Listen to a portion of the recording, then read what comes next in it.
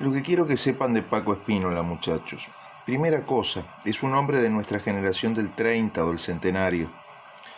Él nace en 1901, no puede ser de la generación del 900 que estaban empezando a publicar o poco antes o poco después del cambio de siglo. Cuando nos volvamos a ver, vamos a hablar un poquito más de cuáles fueron las generaciones en nuestra literatura uruguaya. ¿Sí?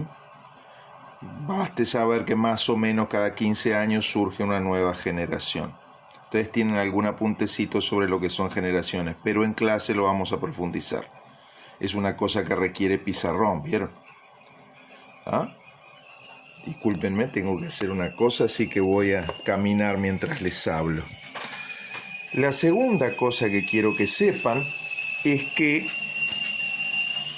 Paco Spínola escribe más que nada sobre el campo del sur de nuestro país.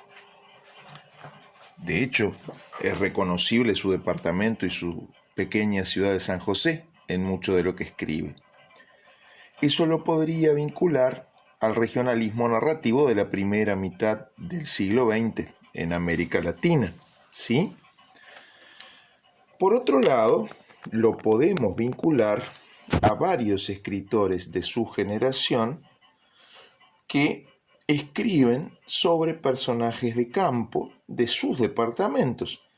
Podemos pensar en José Monegal en Canelones, podemos pensar en el este del país, en 33, en Julio Ceda Rosa, podemos pensar en Serafín J. García, aunque es más conocido como poeta, podemos pensar en La Valleja en un gran escritor, Juan José Morosoli. Eso en su generación, del 30. Podemos pensar también en que a lo largo de varias generaciones, lo rural, lo relativo a la gente de campo, aparece en nuestra narrativa. Por ejemplo, nuestro primer gran novelista, Eduardo Acevedo Díaz, de la generación de 1870, escribe básicamente sobre nuestros gauchos y nuestros paisanos. El más popular cuentista de la generación del 900, Javier de Viana, escribe sobre nuestros gauchos y nuestros paisanos. En el 30, estos escritores que les dije. En el 45, un gran cuentista llamado Mario Barregui. En el 60, Eliseo Salvador Porta. Es decir, nosotros tenemos en nuestra narrativa dos vertientes. Una que a lo largo de mucho tiempo, casi un siglo, habla de lo rural, de nuestra gente de campo, y otra urbana que se hace más fuerte a partir del 900, ¿sí? En el siglo XX, parte de este siglo. ¿Me siguen hasta acá? Espero que sí. Noten que mucha gente dice Paco Spínola. Francisco Spínola, que fue escritor, que fue periodista, que fue profesor, fue también un hombre muy querido, muy popular. Cuentan que en su velatorio, que justo fue cuando íbamos a entrar en dictadura, en la noche en la madrugada del 27 de junio. Era como si estuvieran velando a Paco Spínola y a la democracia juntos.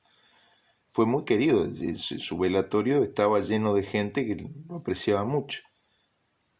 Y era además un gran narrador oral. Hay mucha gente que lo conoció, que dice que muchos de los mejores cuentos que contó no los puso por escrito nunca.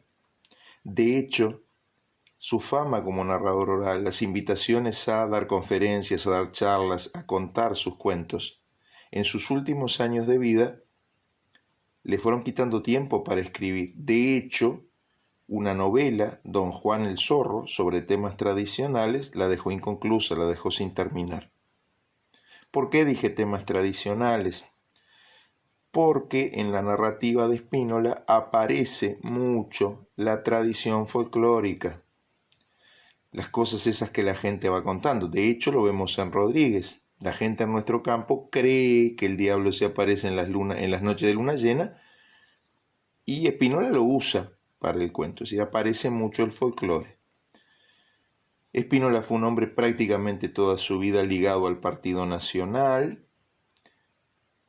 Más tarde adhirió al Partido Comunista, adhirió a la izquierda, pero en muchos aspectos piensa como un blanco de nuestro país. De hecho, nosotros eso lo vemos en el cuento. Cuando a nosotros nos dicen que el poncho del diablo era más que colorado, dice colorado y no rojo, acá vemos una burla de un hombre de partido, digamos, contra el partido opuesto, de un hombre del partido blanco que asocia a lo colorado con el diablo.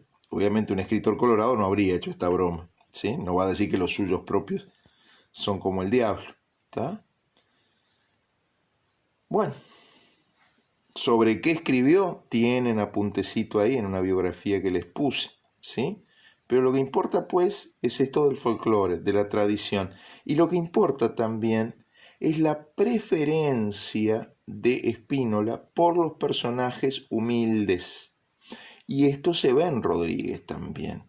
Porque si ustedes se fijan, un paisano cualquiera, que eso se representa en el nombre tan común que tiene el personaje, Rodríguez, puede ser cualquiera, un paisano cualquiera, un hombre común y corriente, le gana ni más ni menos que al mismísimo rey de los infiernos. Esto es importante también. Spínola prefiere los personajes humildes. Y bueno, ya lo veremos cuando analicemos el cuento.